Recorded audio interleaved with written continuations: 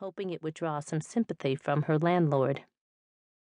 But Mr. Lewis's eyes were feasting on Tammy's breasts, more specifically her nipples that were protruding through the thin t-shirt she had on.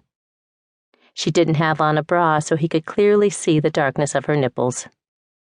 "Well, you're a pretty enough girl, and I think I could help you out, and give you more time to come up with the rent." "Thank you so much, Mr. Lewis.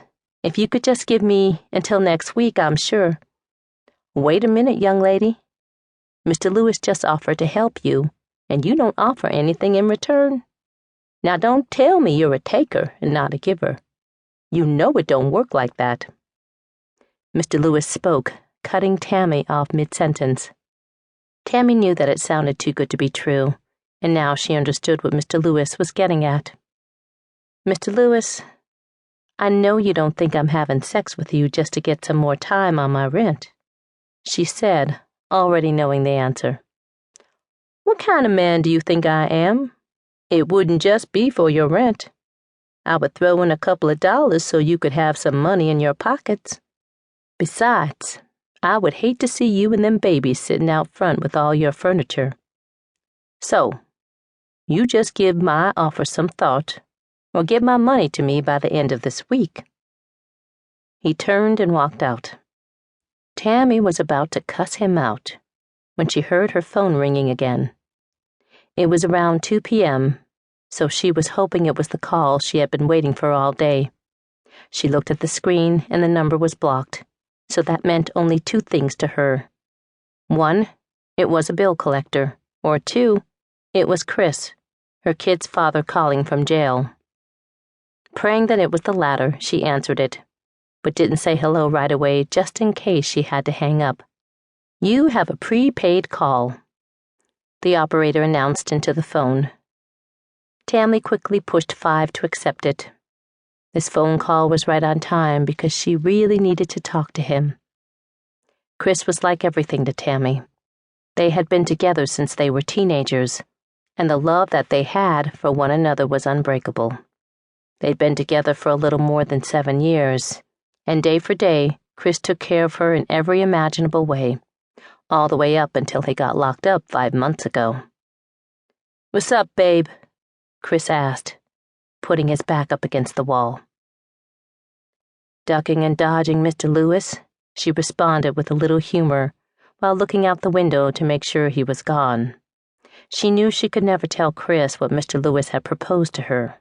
If she did, he would be going right back to jail for murder this time. Tammy knew how much he loved her, and he would never tolerate that type of disrespect to her from anybody. Chris sighed loudly into the phone. "It won't be much longer. I'll be home soon," he said, trying to make Tammy feel a little better. "How are my babies?" Tammy gave him a rundown, but it probably wasn't what he wanted to hear. They needed stuff too, things that she couldn't provide at the moment. The everyday struggle was hard, and the only thing that she could do about it was roll with the punches until something better came along. "Look, I'll holler at my folks when I get off the phone with you. You'll have some money by the end of the week," Chris told her. Beyond all the jokes and all the seriousness behind Tammy's voice, he could hear the pain inside of her. It kind of made him feel less of a man, hearing his woman and his children in distress and not being able to do anything about it. Yeah, his family had mad love for Tammy and the kids, and they were doing as much as they could for her, but it was nothing like having Chris around. With him, she didn't have any stress or worries, at least financially. Felicia jumped into Kim's car with an excited look on her face. Kim looked back at her best friend with a curious gaze, knowing she was up to something. "What are you thinking?" she asked, hesitating before pulling off. "You know how Lamar is always talking about how he has a job? I think we should follow his ass today to see if he really does," Felicia joked, but Kim knew she was dead serious. Lamar, Kim, Felicia, Tammy, Lisa, and Ralphie were the best of friends. They'd all known one another since preschool, and they all had lived on Parker Street for most of their lives.